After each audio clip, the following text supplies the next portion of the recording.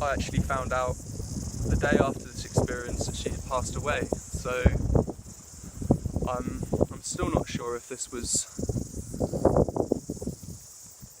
a case of my consciousness actually leaving my body and reaching out to hers.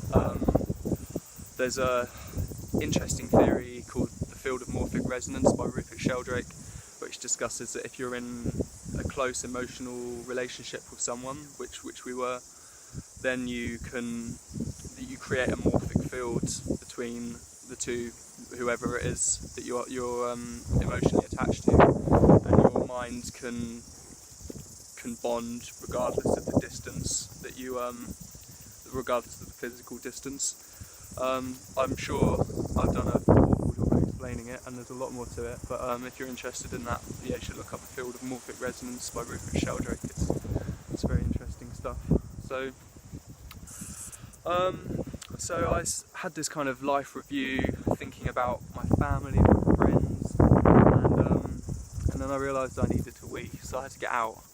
And it was funny because in the tank itself there was very little, apart from the kind of machinery things that I was seeing, there was very little visuals really. It was very much just, everything seemed to have been reduced to this one point of awareness, and it was a void. It was essentially nothingness for most of the time I was in the tank for. I was just an observer of my life and myself, but it was almost like my sense of self had been diminished, although I wouldn't class it as an ego death because it wasn't. I was still very much there and I knew who I was, but it just felt like I'd been reduced to this kind of passive observer in a way, rather than someone actually experiencing it, which again was an interesting experience, maybe akin to, say, a long meditation, when you get to that stage where you feel like you're kind of slightly removed from yourself. So yeah, I realised I needed to wee. I had to leave the tank. As I came out into the room the tank was in and the lights came on, it was very much like a very low dose DMT trip again. The walls were just vibrating. There were trails after everything. I'm not sure if this was potentiated by the fact that I had been in complete silent darkness for so long and suddenly I was coming out of it. In a similar way to if you're in a dark room and you come out of the room into bright sunlight, your eyes are completely dazzled. It kind of felt like a more psychedelic version of that. So it felt like, the contrast from going from the complete darkness to the light room was just almost too intense for me. I found it very hard to even stand straight. Everything was just moving so much. And then after a few minutes just kind of calmed down, and I prepared myself to leave the room and to walk down the hallway of the flotation tank centre to the bathroom. And by the time I made it there, I was obviously tripping, and there were people there. There was someone there who had obviously just finished their session, and I was, I felt like I was maybe tripping a little bit too hard at that point to be around people or to be kind of interacting socially with someone. So I just headed straight for the toilet, kind of got in, closed the door. On the way out of the toilet, I realised I couldn't open the lock.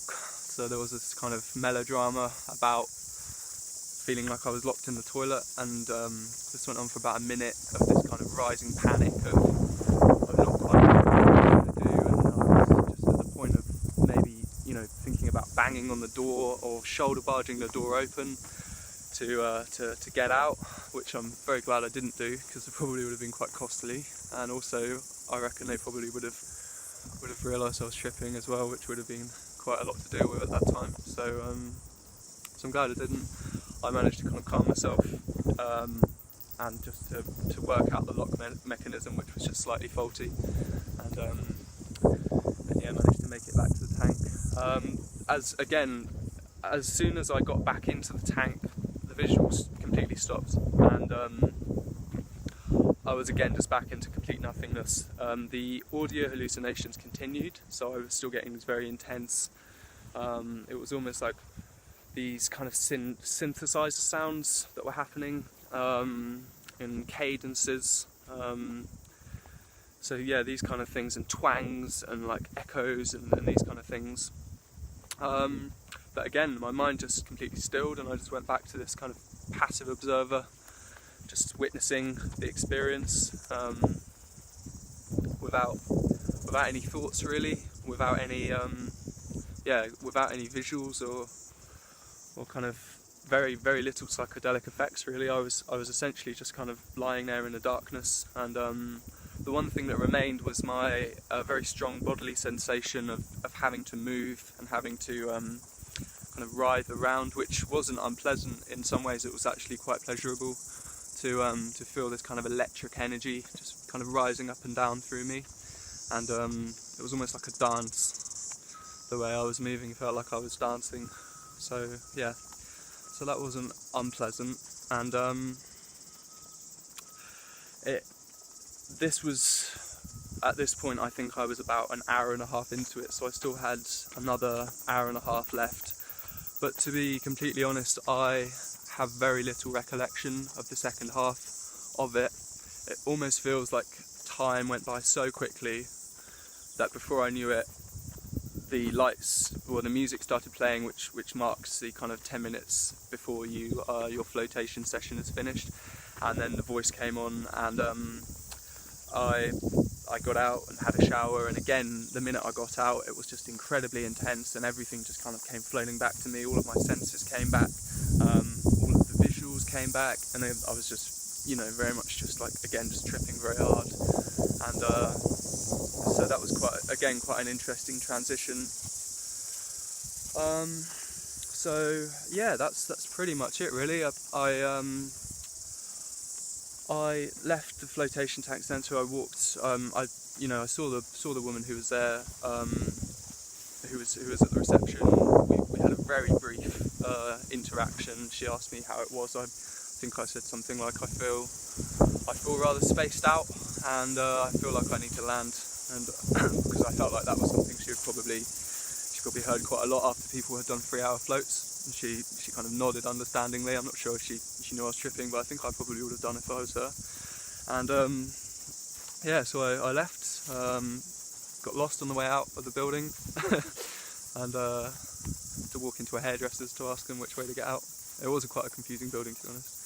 And then I was out on the street, walking up the high street, and it was fairly intense, but I just put music in and just walked, and just kind of, it was quite interesting in a way, just to see people, see everyone doing their thing, and being in that mind state. It's quite an interesting experience. I know Hamilton Morris from Vice, he said on a podcast that if you're going to do psychedelics, as opposed to going to the Amazon and doing them, if you're doing them for self-inquiry and these kind of things, I guess you should do them in your local environment, in your home environment. So he says he takes psychedelics and walks around his local city, because that's where you're most connected to. And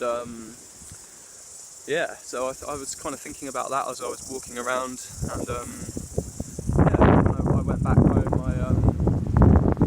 I played with my dog